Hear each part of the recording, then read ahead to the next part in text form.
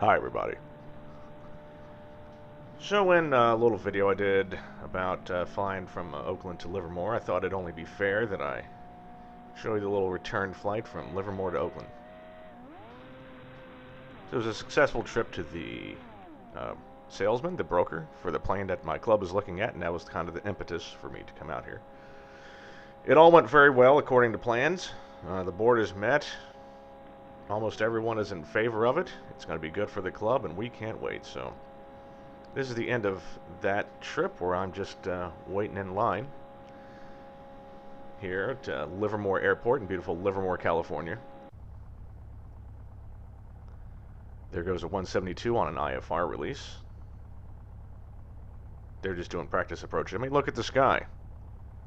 We got light, fluffy clouds at like 18,000 feet, and that's it. They're obviously going out to do some approaches. Well, anyway, so I thought I would just do a little bit regular time here just to let you see the takeoff, and then I'll speed it up and then slow it back down for the landing. So it's a fun little trip out to Livermore. It's 2 runways, 2-5 right and left. 2-5 right's the long one. They have some big jets, big Canadian. Well, I say they're Canadian jets. They just happen to have a Canadian tail number on them. Land out here, so this thing can handle some pretty big planes. 2-5 left is very short. That's more for just the people doing pattern work and stuff like that.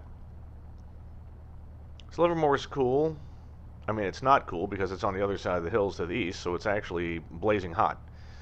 But it's a cool place to go, like I'd mentioned before. It's got a golf course, got a nice little grill. I do believe they're doing an airport day, it's usually August 1st. And I always like to come out. It's funny because Livermore is actually, so, you know, it's California, so they grow grapes. Anyway, let me show you the takeoff first.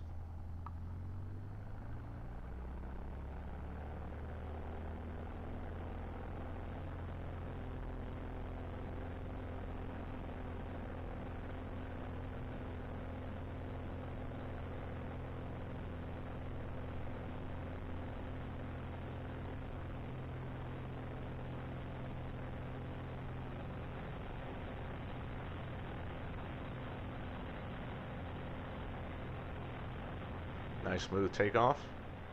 Now I'm getting to the point where all my usable runway is up, so I've raised the gear. You can kind of see the gear and transition light, that little orange thing in front of me. And the light is off, so the gear is up and the 3 greens are off. And now we're just heading west, back over the hills. So yeah, you know, this is California. It's wine country. And it's funny because you come out to the airport day, and airports like to do this once a year, have a bunch of, it's basically an excuse for pilots to get together and then invite the community in general to say, hey, why don't you come out to an airport, why don't you see what it's all about, discover aviation, it's a beautiful thing. Because anyone that's in aviation knows, you know, we're facing a huge pilot shortage.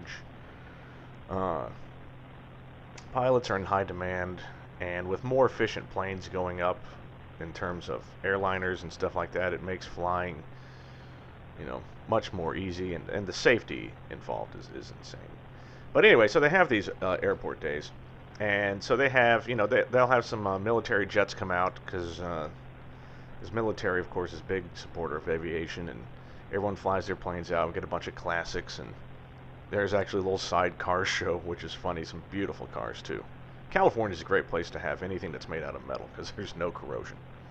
But it's the tragic part is that you'll be flying out here, and then you get to the airport show and you park your plane and you're walking around, and there'll be a row of tents, 20 tents that are all wineries. Because Livermore, though hot, is a big wine area. And they grow tons of grapes, and there's all these wonderful vineyards. And I mean, I hardly ever drink beer anymore. For me, it's just wine. And it's killing me because even though it's only like a 15-minute flight back to Oakland, I can't touch any of the wine. And it's so good, but that doesn't stop me from picking up a few bottles. I mean, hey, this Arrow's nose heavy as it is. I gotta throw a case of Pinot in the back, or, you know, or I gotta trim this baby up. Anyway, so it's a pretty simple flight back. I mean, it's pretty straight, like I said. It's about 15 minutes. Right now we're just approaching the hills in the beautiful town of Dublin. And now we're kind of over the Dublin grade. and you can hear me throttle back. So it's kind of interesting with the constants. Oh, you can actually see the pass right there as I passed over it. It's interesting flying in a constant speed prop plane for those that haven't done it. You know, you don't always just climb at full power, because that engine can always get full power. And so, you know, I've got takeoff power, then once you're at 1,000 feet, then I throttle it back to a climb power rating.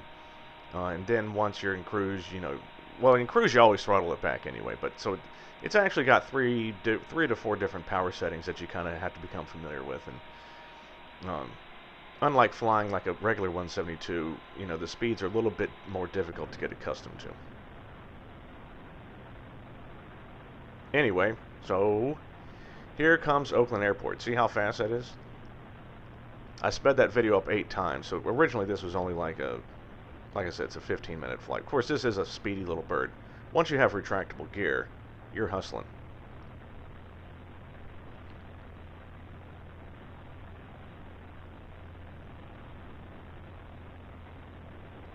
And the winds were pretty brisk today. Normally, so I'm heading right down 28 right. And our kind of little north runway is over here, up here it's a 3-3, and that kind of juts out to the right. Normally we just do a low pass on 28 right, and then land on 3-3.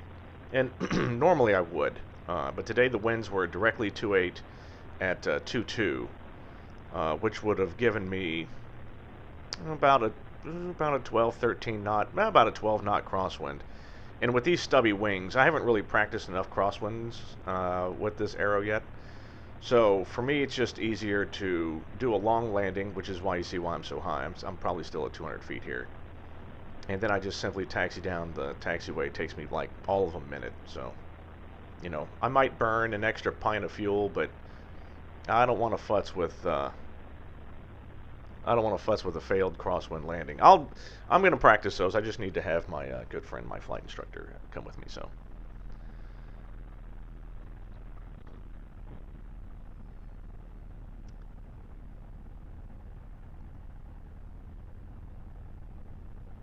Anyway, another successful landing. I'm just going to be taxiing over to the to my hangar there, and you'll see all of that. Nothing really spectacular involved, other than the fact I didn't actually land far enough down the runway. So I had to kind of pick up the taxi because there was a Citation landing behind me, and they do use up quite a bit of that runway.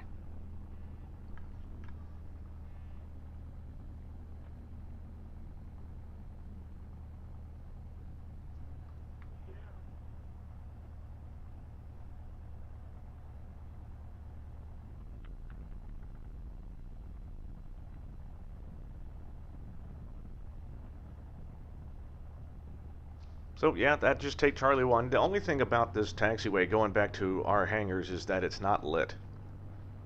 All the other major taxiways are lit. This one is not lit. I know they may have been working on it. They do have some reflectors, but I don't think they have active lights. Although it looks like they put some on. Well, that would be good. So at night, you know, because there's a lot of critters out here. We got a lot of ground squirrels. I hear there's coyotes, though I've never seen one. But we do have a lot of predatory hawks and owls and stuff like that. So maybe even a couple of foxes. So you don't want to run into any of those with your prop. That would be tragic. So anyway, I'm just going to let it run on out, and I will see you guys soon.